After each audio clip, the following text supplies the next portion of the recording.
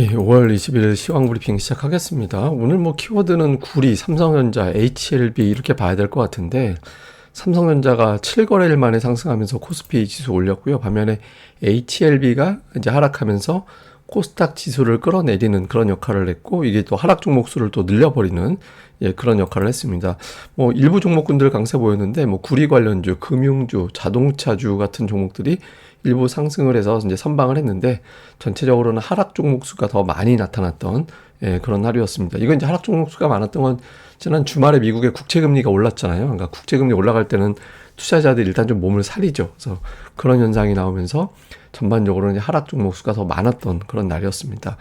오늘 뭐 첫 번째로는 삼성전자가 이제 플러스 났다라는 게 되게 특이한 거예요. 왜냐면 제가 지금 표를 보여드립니다만은 3월 18일 이후에 2달 만에 월요일에 삼성전자가 플러스가 난 그런 날이었거든요. 그러니까 월요일마다 상당히 고전을 했었는데 오늘은 올라갔다. 이게 이제 삼성전자가 7일 연속 하락한 경우가 2년 사이에는 없었거든요. 그러니까 그러다 보니까 이제 6일 연속 하락했고 7일 연속 하락하는 건 되게 희귀한 거니까 뭐 다시 빠지더라도 일단 기술적 반등, 그러니까 이런 어떤 시도들이 나올 만했죠. 그러니까 어떤 호재에 의해서 나왔다라기보다는 연속 하락에 따른 반발 매수.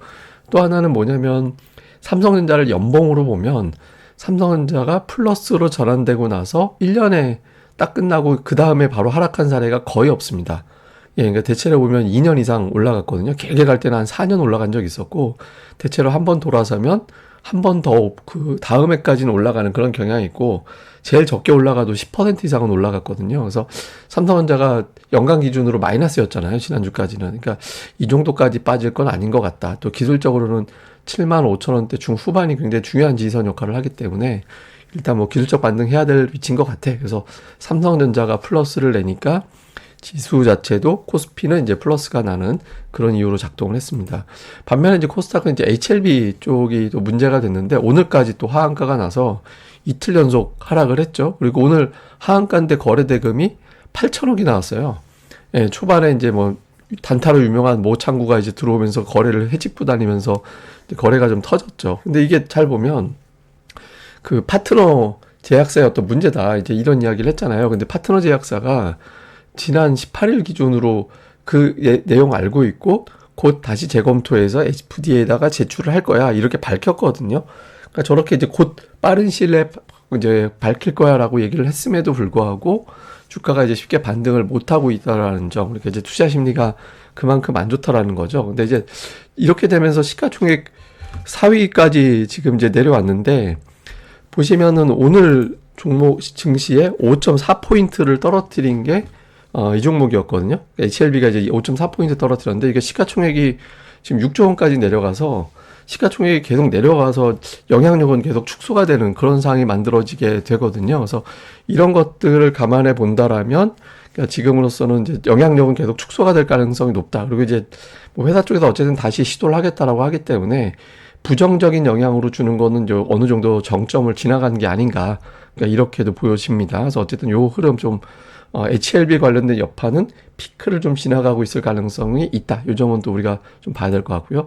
그 다음에 이제 또 하나의 이슈는 이제 구리인데, 구리 가격이 최고치로 올라가고 있다. 제가 이제 오늘 아침 또 주말 방송에서 계속 이제 구리가 변수가 되는지 봐야 된다라고 말씀을 드렸었잖아요. 그래서 구리 가격이 계속 올라가는데, 이게 이제 사실은 올라가는 거는 맞는데 조금 단기적으로 계속 지속성이 있을지는 잘 모르겠다, 뭐 이런 어떤 주장들도 일부에서는 제기가 되고 있거든요. 또 어쨌든 구리가 올라간다. 근데 이제 구리 올라갈 때 우리가 과거 통계를 보면 구리 가격하고 코스피하고 같이 가는 경향이 있는데, 이번 케이스가 과연 그런 케이스냐. 왜냐하면 구리는 보통 산업의 회복, 경제, 경기 뭐 이런 것들을 의미하기 때문에 구리가 잘 팔리면 수출이 잘 된다, 보통 그렇게 평가를 하거든요. 근데 이번 같은 경우는 공급 문제도 또 포함이 된 거라, 이게 우리나라 코스피하고 이번 사이클도 과연 연동이 될지는 좀 봐야겠죠. 근데 어쨌든 구리 가격이 뭘 때문에 올라가느냐에 따라서 이제 코스피 연결이 되고 안 되고 그런 차이가 나는데, 이게 인플레이션 쪽으로 번져지게 되면 좀 골치 아파지거든요. 근데 지금 아직까지는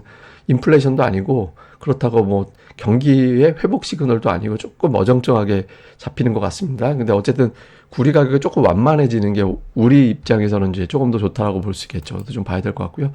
특징적으로는 이제 금융업종 또 밸류업 이슈가 또 제기가 되고 하면서 금융업종이 오늘 플러스가 나면서, 근데 아직 연거점 부근이라 이걸 시원스럽게 돌파한 건 아니라서 좀 더 지켜봐야 될 것 같고요. 그다음에 그 종합상사 관련주들이 실적주 이런 것들이 또 실적주로 제기가 되면서 또 올라갔죠. 그러면서 또 전선 관련된 종목군들도 오늘 되게 강세를 보였고, 그래서 좀 종합상사 강세 보였고, 그다음에 반도체 쪽에서는 HAP 관련된 PSK홀딩스, 이게 뭐 실적 평가 좋게 보는 증권사 보고서도 나오고 했잖아요. 그러니까 한때 이제 한미 반도체 쪽으로 집중이 됐다가 PSK홀딩스 같은 종목 쪽으로도 또 바라보는 이제 그런 움직임이 나왔거든요. 그래서 반도체 관련된 종목군들도 최근에 좀 수급이 좋은 종목들이 좀 있어서 뭐 흐름은 계속 봐야 될 것 같습니다. 그다음에 반면에 이제 그 엔터 요즘 연예가가 난리도 아니잖아요. 뭐 하이브 이슈도 있고 뭐 합니다만은 뭐 최근에 이제 또 트로트 가수 이슈도 있고 또 뭐 기타 뭐 실적 문제라든가 이런 것들이 계속 제기가 되다 보니까 이제 엔터주가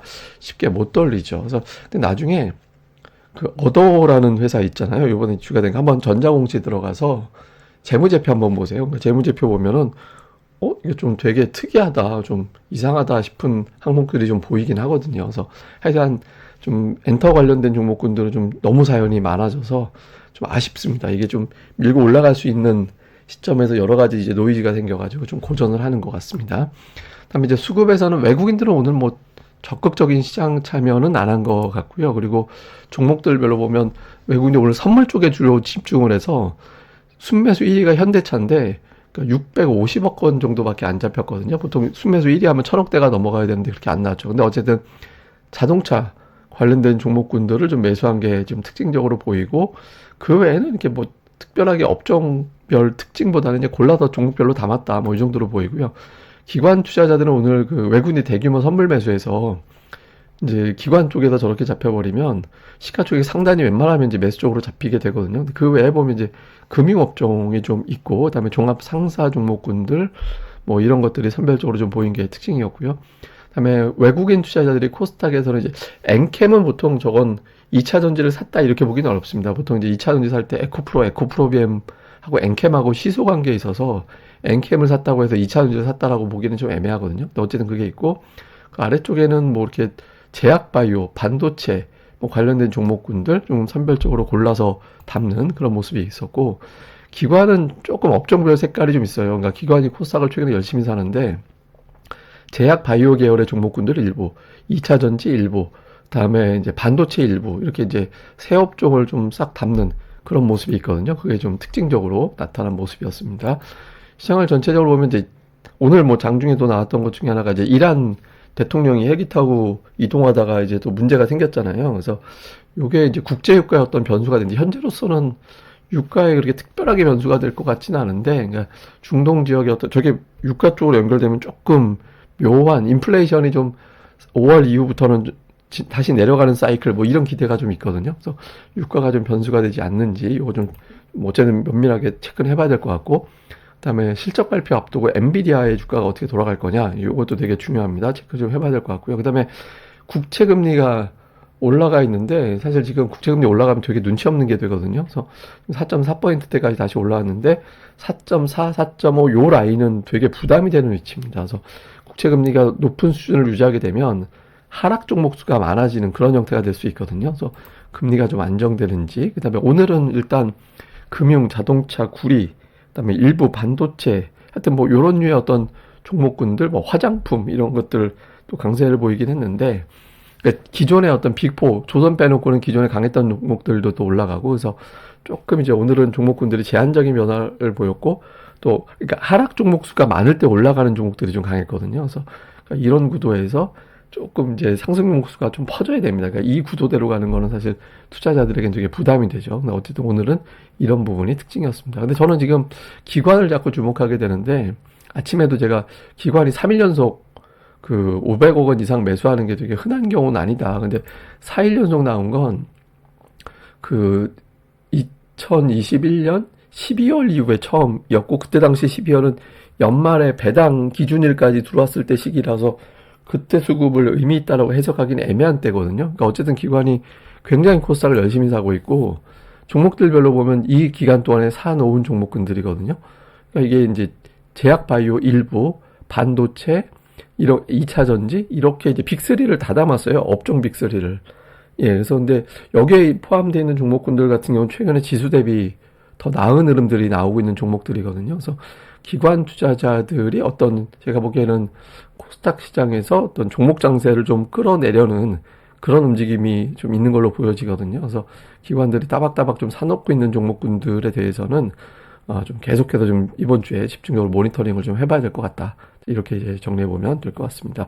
예, 뭐 또 자세한 건 제가 또 유튜브 내용 나올 때마다 계속 나올 때마다 유튜브에서 정리해 드리겠습니다. 그리고 제가 미리 예고를 좀 드리면 이번 주에 화요일하고 목요일은 오후 방송이 평소보다 조금 늦게 진행될 가능성이 있습니다. 뭐 1시간 정도 늦게 진행될 가능성이 있어서 화요일하고 목요일은 어쩌면 늦게 될 수도 있다. 뭐 요거는 미리 좀 공지를 통해서 뭐 제 시간에 올라올 수도 있는데 아마 조금 늦어질 확률이 조금 더 높을 것 같아요. 그래서 미리 좀 예고를 드리겠습니다. 예, 그럼 또 하루 잘 보내시고요. 저는 다음에 뵙겠습니다. 이 방송 구독하기, 좋아요 꼭 부탁드립니다. 감사합니다.